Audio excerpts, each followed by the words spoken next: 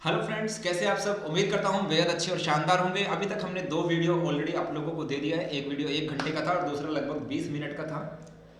अब जो वीडियोस आएंगे बहुत शॉर्ट में करवाऊंगा। हालांकि मैं आपको पीपीटी या जैसे मैं पीडीएफ आपको बना के दे रहा हूँ, इसके अंदर बहुत ज़्यादा डेटा है। अगर आप पढ़ना चाहें तो पढ़ सकते हैं। जो आपके एग्जाम ओरिएंटेड होगा, जो कि गवर्नमेंट सेक्टर के एग्जाम ओरिएंटेड होगा, उसी को हम इन वीडियोस में करने वाले हैं। और मैं इन वीडियोस की लेंथ अब लिमिटेड रखूंगा, अब बहुत ज़्यादा इनको नहीं बताऊंगा आपको। ठीक है, क्योंकि जो जरूरी होगा वही मैं आपको बताऊंगा एग्जाम पॉइंट ऑफ व्यू से। बाकी अगर आप पढ़ना चाहें तो मैंने ये पीडीएफ ऑलरेडी टेलीग्राम पे डाल दी है।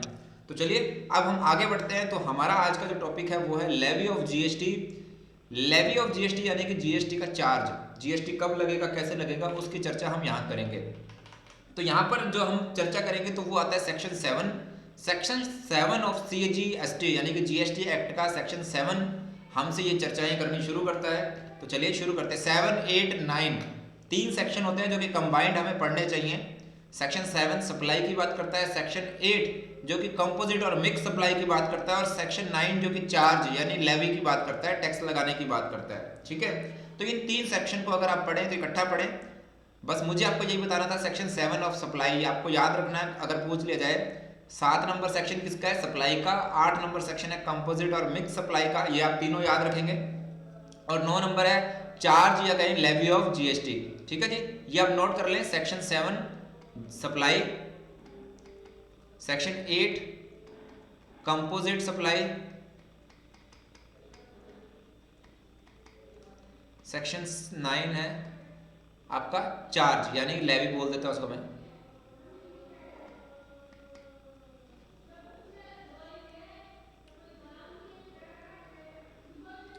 अब जब हम बात करते हैं टैक्स लगने का सिस्टम, तो यहां पर जो आपको करंट टैक्स सिस्टम दिखता है ना, बेसिकली ये ना स्लाइड्स मैंने जीएसटी आने से पहले बनाई थी ट्रेनिंग देने के लिए। तो हम जो करंट सिस्टम जिसको बोलते हैं, ये करंट सिस्टम जीएसटी से पहले का है। तो इन वीडियोस को देखते समय आपको थोड़ा सा ध्यान रखना है। ठीक है, तो ये बात अब मैंने पीपीटी, जो लोग सिर्फ पीपीटी देखेंगे उनको समझ में नहीं आएगा, बट जो आप वीडियोस देख रहे हैं तो उनको समझ में आ जाएगा। तो करंट टैक्स सिस्टम मतलब जीएसटी आने से पहले वाले जो सिस्टम है, वहां पर सेल होता था। एक वर्ड सेल में क्या होता था, ट्रांसफर ऑफ ओनरशिप। मतलब हम क्या करते थे, अपना अधिकार ट्रांसफर करते थे बेचते समय। मैन्युफैक्चरिंग, मैन्युफैक्चरिंग की जब हम बात करते हैं तो वहां होता था प्रोडक्शन ऑफ गुड्स, जहां पर लगता था एक्साइज। ठीक है, बट जीएसटी आने के बाद हुआ है वो हो गया सप्लाई। जीएसटी आने के बाद क्या वर्ड आया, सप्लाई।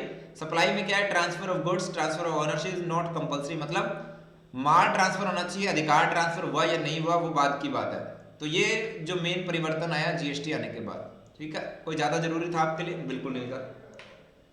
अब यहाँ पर इन्होंने कुछ एग्जाम्पल दिया, आप पढ़ना चाहें तो देखिए। सेल, सेल में क्या होता था, सेल हम लोग वैट के टाइम पे सेल को मानते थे, सेल होता था तो वैट लगता था। सप्लाई, अब सप्लाई के टाइम पे मतलब जीएसटी लगाना है तो वो सप्लाई के अंदर आनी चाहिए। ठीक है जी, यहाँ पर एक एक्सेप्शन दिया हुआ है, एक एक्स्ट्रा ऑर्डिनरी उदाहरण लिखा था हम लोगों ने। ये उदाहरण क्या कहता था, ध्यान से सुनना। आपको इस वीडियो में यही समझाना है कि जीएसटी आने से पहले सेल वर्ड होता था वैट लगाने के लिए। सर्विस टैक्स लगाने के लिए सर्विस का प्रोविजन वर्ड था, जो कि मैंने आपको पहले लेक्चर में बताया था। अगर आपने नहीं देखा तो उस लेक्चर को जरूर देख लीजिएगा। ठीक है, यानी कि सेल होगी तो वैट लगेगा, सर्विस दोगे तो सर्विस टैक्स लगेगा, माल का उत्पादन करोगे तो आपको एक्साइज ड्यूटी देनी पड़ेगी। ये जीएसटी आने से पहले होता था। जीएसटी आने के बाद क्या हुआ, जीएसटी आने के बाद कहते हैं कि अगर सप्लाई होगी तो जीएसटी लगेगा। बस उसी चीज की हम यहाँ पर चर्चा कर रहे हैं। इसको मैंने सिंपल लैंग्वेज में कहा। यहाँ पर हम एक और आगे बढ़ जाते थे। यहाँ पर हम जब वैट लगाना होता था, तब अगर मेरी एक ब्रांच ए से ब्रांच बी को अगर कोई माल जाता था तो वहां पर फॉर्म एफ लग जाता था। मतलब आपको ये याद नहीं रखना, एक फॉर्म के थ्रू हम लोग भेज देते थे। बट जीएसटी आने के बाद जब मैं एक ब्रांच से दूसरी ब्रांच में माल ट्रांसफर कर रहा हूँ, ठीक है, तो वहां पर उसको सेल की तरह माना जाएगा, यानी कि उसको सप्लाई माना जाएगा और जीएसटी भी लगाया जाएगा। ठीक है, हालांकि इसका कोई ज्यादा फर्क नहीं पड़ता है। ये टेक्निकल चीजें आपके एग्जाम पॉइंट ऑफ व्यू से नहीं है, नहीं तो मैं आपको बताता कि फर्क क्यों नहीं पड़ता। पर आप भूल जाइए ऐसा क्या है, ये पॉइंट आपको सिर्फ पढ़ना है, दिमाग में पेपर के लिए आपके लिए जरूरी नहीं है, क्योंकि ये पीपीटी बनी हुई थी तो मैंने आपको इसको एक्सप्लेन भी कर दिया। कहीं आपको ऐसा ना लगे कि सर कुछ छुड़वाना चाहते हैं। ठीक है, मेन चीज जो मुझे यहीं तक रुकना है, इसके आगे की जो कहानी है वो आपके कोई काम की नहीं है। ठीक है, इस एग्जाम के काम की नहीं है। नॉलेज के लिए जितना मर्जी पढ़िए, मैं उसको नहीं रोकूंगा। ये आपको नॉलेज के लिए ही दिया हुआ है। जीएसटी की नॉलेज आप लोगों को होनी चाहिए।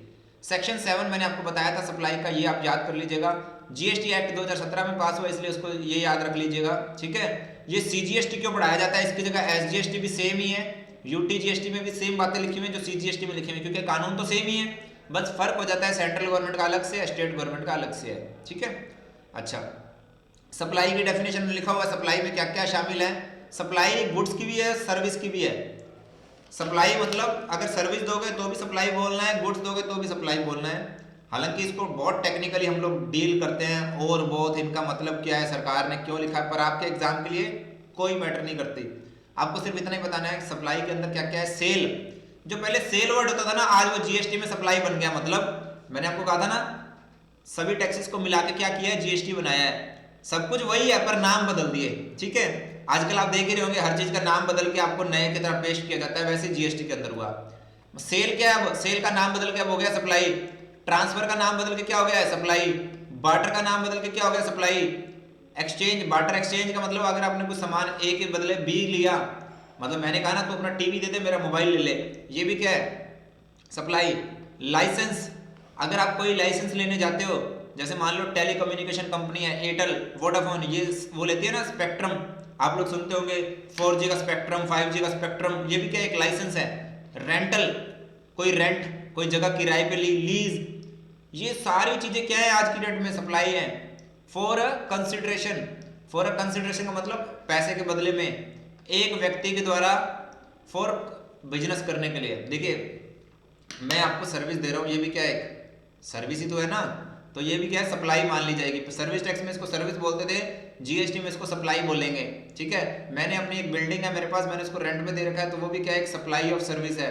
कहने का मतलब ये है, अब ये सब कुछ क्या है, सप्लाई है, ठीक है। सप्लाई है तो जीएसटी भी लगेगा, लगेगा मतलब चांसेस हैं, ठीक है, जरूरी नहीं है लगेगा, क्योंकि जब हम देखते हैं पहले वो सप्लाई है कि नहीं है, उसका HSN कोड ढूंढते हैं, फिर उसको देखते हैं कि कहीं वो एग्जेम्प्ट तो नहीं है, कहीं वो छूट तो नहीं डाल, छूट में तो नहीं डाल रखी। अगर वो छूट में डाले होते फिर भी जीएसटी नहीं लगता। पर ये आपके एग्जाम की चीजें नहीं है। मैंने जो बात अगर आपको समझ आ गई तो अच्छा है, नहीं आई जो भी मैंने बोली 5-10 सेकंड पहले, नहीं आई तो भी अच्छा है, क्योंकि एग्जाम पॉइंट ऑफ व्यू से जरूरी नहीं है, और हमें यहाँ पे समय भी लगाना जरूरी नहीं है। अच्छा, एक तो देखिए सप्लाई ऑफ सर्विस है तो जीएसटी लगेगा। आपके एग्जाम के लिए क्या जरूरी था, सेक्शन 7 जरूरी था, सप्लाई क्या है ये थोड़ा सा समझ लेना जरूरी था। इसके आगे की चीजें आपके लिए जरूरी नहीं है, ठीक है। पढ़ना चाहें तो आप पढ़ सकते हैं। मैंने जो आगे की चीज मैं आपको बताने वाला हूँ, import of service, import of service for consideration. अगर आपने बाहर से सर्विस को इंपोर्ट किया है, मान लीजिए लंदन में कोई बैठा हुआ पर्सन है, लंदन में बैठा, उसने मुझे इंटीरियर की सर्विस, आर्किटेक्ट की सर्विस दी है, ठीक है, तो वो भी मेरे लिए क्या हो जाएगी, सप्लाई हो जाएगी। अब ये टेक्निकल वर्ड है, देखिए अगर मैं इसको जीएसटी आपको सीए के पॉइंट ऑफ व्यू से पढ़ाता तो ये सारी चीजें एक एक मतलब यहाँ पे 10-10 मिनट रुकता है एक पॉइंट पे, बट आपके लिए जरूरी नहीं है, एमसीक्यू आपके एग्जाम के लिए जरूरी नहीं है, तो मैं यहाँ पर ज्यादा टाइम नहीं लगाऊंगा। अब शेड्यूल 1 और शेड्यूल 2 ये किससे रिलेटेड है, ये क्वेश्चन बन सकता है। शेड्यूल 1 और शेड्यूल 2 किससे रिलेटेड है, सेक्शन 7 से, सप्लाई से, तो ये भी आपको ध्यान रखना है, ठीक है। और एक आता है शेड्यूल 3, एक आता है शेड्यूल 3, वो किसके लिए है, वो है आपका, ध्यान रखिएगा, वो ऐसी सर्विसेज के लिए है जिसपे जीएसटी नहीं लगेगा। शेड्यूल 1 के अंदर फ्री अगर कुछ दिया हुआ है उस पर भी जीएसटी लग सकता है, उस पर भी सप्लाई मान लिया जाएगा। शेड्यूल 2 है सर्विसेज और गुड्स को अलग अलग करने का एग्जाम्पल देता है। जब आप इसको पढ़ना चाहें तो मैं आपको दिखा देता हूं वापिस से एक बार, ताकि थोड़ा सा अंतर हो जाए। अच्छा, आगे बढ़े तो उसमें आपको ये चीजें मैं बताना चाहूंगा यहाँ पर कि हमारा 30 डेज कोर्स चल रहा है, जिसमें बहुत बढ़िया तरीके से आप तैयारी कर सकते हैं पार्ट ए और पार्ट बी की, जिसमें आपको क्लास की पीडीएफ मिल जाती है, हैंड रिटन नोट्स मिल जाते हैं, पीडीएफ ईमेल कर दी जाएंगी, ई बुक्स आपको मिल जाएंगी, वीडियोस टेस्ट है, तो ये सब कुछ मिल रहा है। इसके अलावा अगर आप टेस्ट सीरीज अलग से लेना चाहते हैं तो वो भी है। और अगर आप पार्ट बी की तैयारी करना चाहते हैं, देखिए हमने पार्ट बी आप लोगों के लिए स्पेशली डिजाइन किया हुआ है। ये ऐसा कोई कोर्स नहीं है कि पटवारी के लिए था या कांस्टेबल के लिए था वही आपको दे दिया जाए बाकी एकेडमीज की तरह, नहीं, ये आप लोगों के लिए स्पेशली इस एग्जाम के लिए रिकॉर्ड किया गया है। और बाकी इन कोर्सेज की अच्छे खासे डिस्काउंट पे चल रहा है। अगर आप पहले देखते तो आपको पता होगा कि पहले ये कोर्सेज काफ़ी अच्छे प्राइस पे थे, अब इनको डिस्काउंट पे दे रखा है हम लोगों ने। तो अगर आप इनको ज्वाइन करना चाहते हैं तो आप हमारा ऐप प्ले स्टोर से डाउनलोड कर सकते हैं, साथ में वीडियो के डिस्क्रिप्शन में भी आपको इसका लिंक मिल जाएगा, ठीक है जी। चलिए, तो यहाँ पर देखिए शेड्यूल 1 की हम जब बात कर रहे थे, शेड्यूल 1 किसके लिए है, यहाँ पर आपको ये बताया जाएगा कि कुछ सर्विसेज या कुछ गुड्स अगर आपने फ्री में भी लिया हुआ है विदाउट कंसिडरेशन तो भी वो सप्लाई के अंदर आ जाएगा, ठीक है। बस शेड्यूल 1 आप ये याद रखेंगे किसके लिए है, शेड्यूल 1 है विदाउट कंसिडरेशन, उसको भी सप्लाई मान लिया जाएगा। आपको ये याद होना चाहिए मोटा मोटा, ठीक है। अगर आप इसको पढ़ना चाहें तो पढ़ सकते हैं, मैंने टेलीग्राम पे ये पीडीएफ ऑलरेडी डाल दी है, तो टेलीग्राम चैनल को भी आप इसको ज्वाइन कर लीजिएगा, ठीक है। ये चीज़ें आपके पढ़ने की नहीं है। शेड्यूल 2 क्या करता है? शेड्यूल 2 बताता है आपको, ध्यान देंगे, शेड्यूल 2 आपको क्या बताता है कि कौन सी सप्लाई गुड्स है या सर्विस है। सर ये क्यों बताना जरूरी है, मैं बता देता हूँ, एक लॉजिक दे देता हूँ। देखिए होता क्या है कि गुड्स के लिए अगर जब तक आपको नहीं पता चलेगा कि ये गुड्स है या सर्विस है, आप कौन सा रेट लगाओगे, क्योंकि जीएसटी में गुड्स के लिए अलग से रेट दे रखे हैं, सर्विसेज के लिए अलग से रेट दे रखे हैं। अगर मान लीजिए ये है तो गुड्स, ये पेन क्या है, गुड्स है, वैसे आपको भी पता है, मुझे भी पता है, पर आपको जब तक ये क्लियर नहीं होगा, कुछ जगहों पर कुछ चीज़ें ऐसी थी जो कि जीएसटी आने से पहले अनक्लियर थी, बहुत ज़्यादा केसेस होते थे। जैसे मैं एक बिल्डिंग बनाने वाला हूँ, मैं एक ठेका लेता हूँ। जब मैंने ठेका लिया था, जैसे हम कॉन्ट्रैक्ट बोल देते थे, वर्क्स कॉन्ट्रैक्ट बेसिकली, तो उसमें क्या होता था, सर्विस भी दी जाती थी, उसमें मटेरियल भी दिया जाता था, मतलब दोनों चीज़ें मैं लगाता था।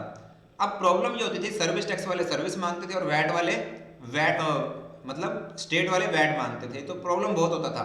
तो जीएसटी आने के बाद इस मुद्दे को सुलझा लिया गया। इस मुद्दे को कहा गया कि जो कंस्ट्रक्शन का काम है, जो मतलब वर्क्स कॉन्ट्रैक्ट है, वो सर्विस ही रहेगा, ठीक है। तो सर्विस रहेगा तो उसके रेट के लिए हमें सर्विस की लिस्ट बना रखी है वहां पर रेट की, तो हम वहां जाते हैं। तो इसीलिए शेड्यूल 2 कुछ उन मुद्दों को सुलझाता है, उन मुद्दों पे क्लैरिटी डालता है कि ये गुड्स है या सर्विस है, जिससे हमारा काम ये आसान हो गया कि हमें कौन सा रेट लगाना है, उसको ढूंढने के लिए हमें गुड्स में जाना है या सर्विस में जाना है, हमें पता चल गया। बस शेड्यूल 2 का यही काम है, ठीक है। और यहाँ पर ऐसी कुछ चीज़ें लिखी हुई हैं जिससे हमें बहुत ज़्यादा क्लैरिटी मिल जाती है, ठीक है।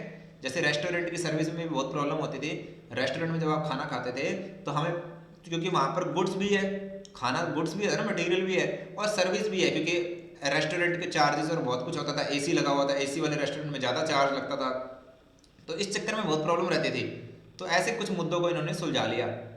सॉफ्टवेयर गुड्स है या सर्विस है, वहाँ भी बड़ी प्रॉब्लम रहती थी। जैसे टैली खरीदा, वो गुड्स है कि सर्विस है, तो ये चीज़ों को यहाँ पर शेड्यूल 2 के अंदर इन्होंने सुलझा दिया। अच्छा सर, अब शेड्यूल 3 की बात करते हैं। शेड्यूल 3 जो कि कहता है कि भैया कौन सी एक्टिविटी, जिसे हम ना नेगेटिव लिस्ट भी बोलते हैं, नेगेटिव लिस्ट भी बोलते हैं, ठीक है।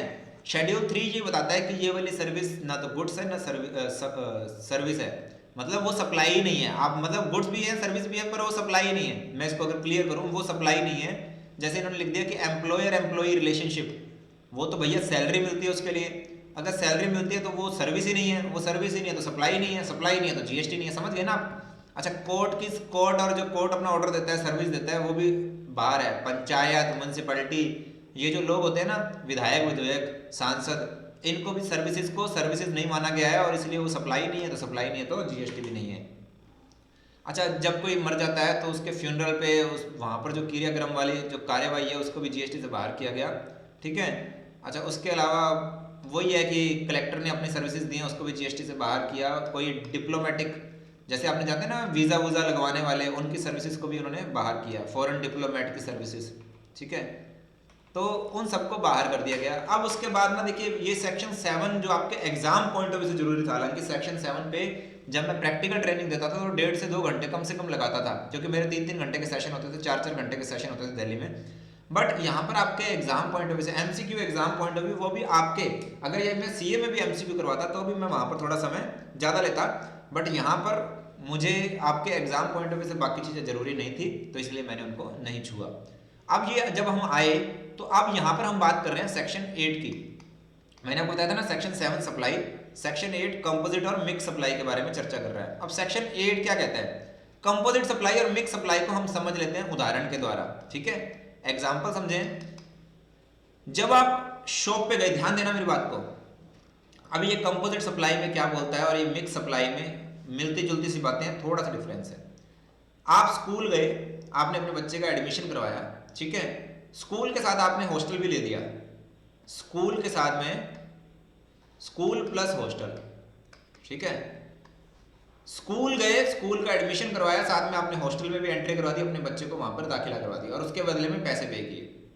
अब यहां पर ये सर्विस आती है कंपोजिट सप्लाई में। क्यों? क्योंकि यहां पर एक प्रधान सर्विस है, एक कौन सी है? प्रधान सर्विस, जो कि है स्कूल की, और हॉस्टल क्या है? उसके पीछे लगी हुई सर्विस है। क्योंकि स्कूल, अगर आप बाहर से आए हैं बच्चे को, तो अगर आप स्कूल लगाएंगे तो हॉस्टल में ऑब्वियसली लगाएंगे, जो कि नॉर्मली होता है। अब कुछ स्टूडेंट कहेंगे नहीं सर जरूरी नहीं है, ये है वो है। भैया वो कानून ने मान लिया तो आप भी मान लो और मैं भी मान लूँ, ठीक है। नॉर्मली देखा जाता है स्कूल के साथ ये चिपकी हुई सर्विस है, ठीक है। तो इसको हम बोलते हैं कंपोजिट सप्लाई। रेस्टोरेंट में गए, रेस्टोरेंट में भी जब आप खाना खाते हैं, खाना मंगवाते हैं, तो उसमें कई चीज़ें एक साथ आती हैं। आप कुछ भी मंगवा रहे हैं उसमें सर्विस भी होती है और उसमें गुड्स भी होता है। तो हमें देखना होता है उसमें प्रधान सर्विस या प्रधान गुड्स कौन सा है। सर ऐसा क्यों करते हैं, तभी तो हमें जीएसटी कौन सा लगाना है, किस रेट से लगाना है, क्योंकि हमें प्रधान को देखना है। हम प्रधान को देखकर इसको भी इसका भाग मान लेते हैं और उसी हिसाब से टैक्स लगा देते हैं। तो हमारे इस एग्जाम्पल में स्कूल की सर्विस के ऊपर जीएसटी नहीं होता है, तो इसलिए हम हॉस्टल के ऊपर भी क्या करते हैं, जीएसटी नहीं लगाते हैं। अच्छा, इसकी डेफिनेशन को पढ़ लें। कंपोजिट सप्लाई मतलब supply made by taxable person, जिसमें दो या दो से ज़्यादा सप्लाई हो। अभी इसमें क्या था, स्कूल और हॉस्टल दो या दो से ज़्यादा थे, जो कि नेचुरली बंडल हो, जो कि नेचुरली बंडल हो मतलब नॉर्मली ऐसा चलता हो व्यवहार में, नॉर्मली ऐसा चलता हो व्यवहार में। तो वहाँ पर क्या होगा, वही रेट लगाया जाएगा, वही टैक्स लगाया जाएगा जो कि प्रिंसिपल सप्लाई का होगा। और हमारे यहाँ प्रिंसिपल सप्लाई कौन सी थी, स्कूल की। सर कैसे पता चला प्रिंसिपल सप्लाई, जो कि प्रधानता दिखाता हो, जो कि प्रधानता दिखा रहा हो, तो वो होगा आपका कंपोजिट सप्लाई। प्रैक्टिकल लाइफ में आने वाले टाइम में मैं आपको एक बात बता देता हूँ, ये जो दो डेफिनेशन है ये भूचाल लाएंगे, भूचाल। सर ऐसा क्यों बोल रहे हो, लोगों ने उल्टा सुल्टा काम किया प्रैक्टिकली। इतना टैक्स भरेंगे लोग, करोड़ों रुपए अरबों रुपए टैक्स आएगा इन दोनों डेफिनेशन के चक्कर में, ठीक है। एक पुराना बहुत बड़ा इंसिडेंट भी हुआ था, राहुल रॉय, लगभग 1.5 से 2 साल पुरानी बात है। राहुल रॉय एक्टर है, आपने कई फिल्मों में देखा होगा। उन्होंने एक दिन होटल में एक बनाना मंगवाया, दो बनाना मंगवाए शायद, उसका रेट लग के आ गया 441 रुपये, जितना मुझे याद है। उन्होंने उसके ऊपर वीडियो बना दिया था 441 रुपये के ऊपर, और कहा था कि इतना महंगा है वगैरह वगैरह। बट वहाँ पर एक दिक्कत है, होटल वहाँ पर उन्होंने कहा था कि देखिए 150 से 200 रुपये शायद टैक्स लगा हुआ था, जीएसटी। तो 150 से 200 रुपये टैक्स इसलिए लगा हुआ था। उन्होंने कहा था केले के ऊपर भी जीएसटी। तो देखिए जब आप होटल में खाना खाते हैं ना, तो वहाँ पर वो सब्जी नहीं होती है, क्योंकि सब्जियों पे तो जीएसटी नहीं है। वहाँ पर वो फूड बन जाता है, ठीक है। वो फूड बन जाता है, किसके अंदर काउंट होता है, वो कंपोजिट सर्विस के अंदर काउंट होता है। तो अब वहाँ पे आप उसको बनाना ट्रीट नहीं कर सकते हैं। तो राहुल रॉय जी ने उसका वीडियो डाल दिया, उस आनंद फानंद में बहुत ज़्यादा दिक्कत हो गई उस होटल के लिए। बट हम लोग जीएसटी डील करते हैं, तो हम लोग आपको बता सकते हैं कि वहाँ पर होटल की बिल्कुल गलती नहीं थी। वहाँ पर वो जीएसटी लगना चाहिए था, और जो रेट से लगना चाहिए था वही रेट से उन्होंने लगाया भी था, ठीक है। क्योंकि हम अगर 5 स्टार होटल में जाते हैं तो वहाँ पे हमें खर्चे भी बेयर करने आने चाहिए। तो यही जीएसटी की परंपरा। अगर वो जीएसटी नहीं लगाते तो दिक्कत होती है, और जीएसटी लगाया तो भी दिक्कत हो ही गई। मिक्स सप्लाई, अब देखिए कंपोजिट सप्लाई मैंने बता दी कि वहाँ पर एक प्रधान सप्लाई होनी चाहिए, और उसके पीछे कुछ और भी सप्लाईज हो सकती हैं। मिक्स सप्लाई में कहता है 2 और मोर इंडिविजुअल सप्लाई। अब इसमें क्या होता है, देखिए जब आप दीपावली पे जा रहे हैं, होली पे जा रहे हैं, वहाँ पर आपको देखते हैं ना गिफ्ट की टोकरियाँ बनाई होती हैं, जिसके अंदर कुछ चॉकलेट, बादाम, काजू और पता नहीं क्या क्या चीज़ें डाल के टोकरी सी बनाई होती है, गिफ्ट आइटम है ना। अब ये उसको बोला गया मिक्स सप्लाई। यहाँ पर ये जोड़ा नहीं होता, प्राकृतिक रूप से नहीं जुड़ा होता। यहाँ पर नेचुरली बंडल था ना, यहाँ पर प्राकृतिक रूप से नहीं, आप लोगों ने जोड़ के बनाया हुआ है, अदरवाइज उनको अकेले अकेले भी बेचा जा सकता था। ये फर्क है। यहाँ पर क्या है, नेचुरली बंडल वो दोनों तीनों इकट्ठे मिलते हैं। जैसे आप फ्रिज लाएंगे, सपोज कर लिए जब आप फ्रिज लेके आएंगे, तो फ्रिज के साथ कई बार क्या होता है, आपको उसके अंदर लगा हुआ सामान भी आपको मिलता है, शीशे वगैरह, वो क्या है, उसका भाग है, नेचुरली बंडल है, ठीक है। जैसे आप लैपटॉप मोबाइल लेके आएंगे तो मोबाइल के साथ आपको चार्जर मिलता है, ईयरफोन मिलता है, वो क्या है, नेचुरली बंडल है। तो आपको टैक्स कौन से रेट से देते हो, मोबाइल के रेट से, ठीक है। बट यहाँ पर क्या होता है, धक्का क्या होता है, यहाँ पर चॉकलेट के डब्बे को अलग से बनाया जाता है, अलग अलग करके चीज़ों को जोड़ दिया जाता है, जिसको हमने क्या नाम दिया, मिक्स सप्लाई। यहाँ पर कौन सा रेट लगेगा, यहाँ पर लगेगा जिस प्रोडक्ट का रेट सबसे ज़्यादा, रेट मतलब 18%, 28%, उसको लेंगे। यहाँ पर तो प्रधान सर्विस जो प्रधान थी वही ले लेंगे, ठीक है। यहाँ पर मान लो चॉकलेट तो 28% के अंदर टैक्स है, ठीक है, और आपका काजू बादाम 12% के अंदर टैक्स है। तो जो भी आप प्राइस चार्ज करोगे उस पर ये 28% वाला रेट लगा दोगे इन सब के ऊपर, ठीक है। अलग अलग रेट नहीं लगेगा। जब आपने बंडल बनाई दिया तो उस बंडल में क्या होगा, सबसे हाईएस्ट वाला रेट लगाओगे। तो दोनों में ये फर्क है, इसमें प्रधान सर्विस को देखेंगे, इसमें जिसका रेट सबसे ज़्यादा है, ठीक है। इतना ही हमें समझना है, बाकी हम ज़्यादा इसके ऊपर चर्चा नहीं करेंगे, ठीक है। तो ये सारा जो मुझे आपको समझाना था आपके एग्जाम पॉइंट ऑफ व्यू से, वो मैंने आपको समझा दिया है। बाकी मैंने आपको क्या है, ये पीडीएफ, पीपीटी, पीडीएफ जो भी है मैंने ये आपको टेलीग्राम पे दे दी है। उम्मीद करता हूँ आपको ये मेरी इन्फॉर्मेशन अच्छी लगी होगी, और इसी तरह की और इन्फॉर्मेशन के लिए आप मेरे टेलीग्राम चैनल को ज्वाइन करिएगा। यूट्यूब चैनल को आपने सब्सक्राइब कर ही रखा होगा, ठीक है, क्योंकि ये वीडियो आप मेरे यूट्यूब चैनल पे देख रहे होंगे। उम्मीद करता हूँ बहुत बढ़िया लग रहा होगा। अगर अच्छा लगे तो लाइक कीजिएगा, चैनल को सब्सक्राइब कर लिया आपने और इसको शेयर तो कीजिएगा ही, है ना, ताकि हम लोगों का भी उत्साह बढ़ता रहे। और अगर आपने कोई कोर्स लेना है तो वीडियो के नीचे ऐप का डिस्क्रिप्शन भी है, आप वहाँ पे क्लिक कर लीजिए और ऐप को डाउनलोड कर लीजिए। वहाँ पे काफ़ी सारे फ्री टेस्ट भी आपको मिल जाते हैं, काफ़ी कंटेंट और भी मिल जाता है। तो मिलते हैं नेक्स्ट वीडियो में किसी और इन्फॉर्मेशन के साथ, तब तक के लिए टेक केयर, बाय बाय।